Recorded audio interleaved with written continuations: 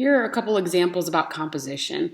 So this question is asking if I have a composition G circle F that is an onto function, does it have to be the case that the F function is also onto? So I'm drawing a diagram that shows the setup with the composition G composed with F.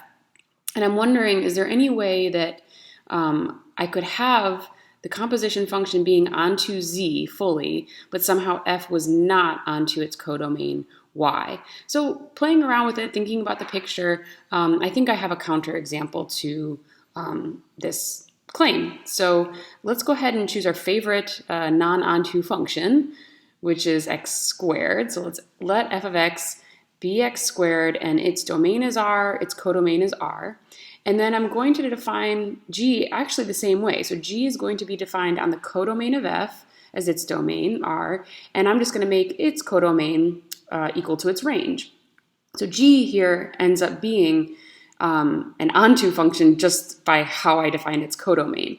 So when I compose these two functions, G composed with F, it's going to be G of f of x, which is x to the fourth power, and it extends, well, its domain is, of course, the x set R, and its codomain extends all the way to the codomain of G, which I've declared to be 0 to infinity. So the composition is an onto function, however, F is not onto. So I think the diagram is a little bit helpful to help come up with that counterexample.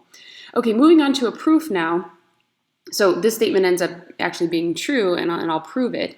It says if you've got f going from x to y and g going from y to x, and you know that when you perform the compositions you get identity functions, then it must be the case that each of those functions is one-to-one and onto, and g ends up being the inverse of f.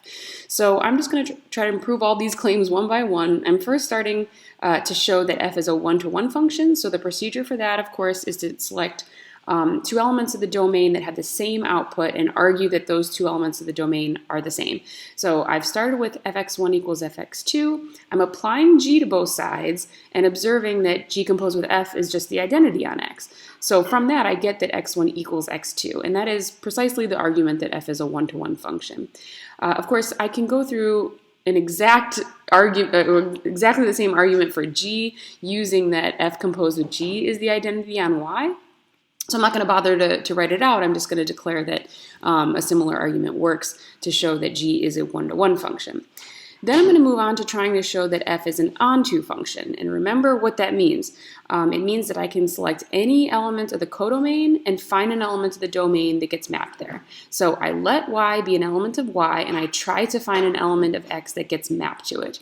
Well, I have to be a little bit clever about this. I'm going to make the observation that y is the same thing as the identity applied to y, which part of the hypothesis is that the identity on y is the same thing as f circle g. So what I have here is that y is f of g of y. Well, that means that g of y is precisely the element that I was after. G of y is an element of the set x, and I look back at that equation, y equals f of g of y, and it's telling me that the f function maps g of y to y. So I've found an element of the domain of f, namely g of y, that gets mapped to y by the function f, and that's exactly what it means for f to be onto.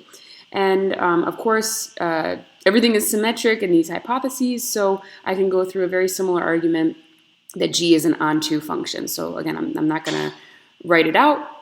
Now I'm going to go ahead and argue that g is the inverse function of f. That means something. If g is to be the inverse, it means that whenever I have y equals f of x, I should have x equals g of y. So I'm going to go ahead and start with y equals f of x. So suppose that f sends an element x to an element y, and I'm going to try and argue that g of y equals x. Well, I'm just going to take a look at what g of y is. G of y is g of f of x, and that means g composed with f of x.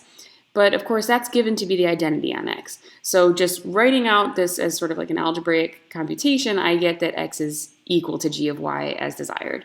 So that means g is the inverse function of f, and I'm done.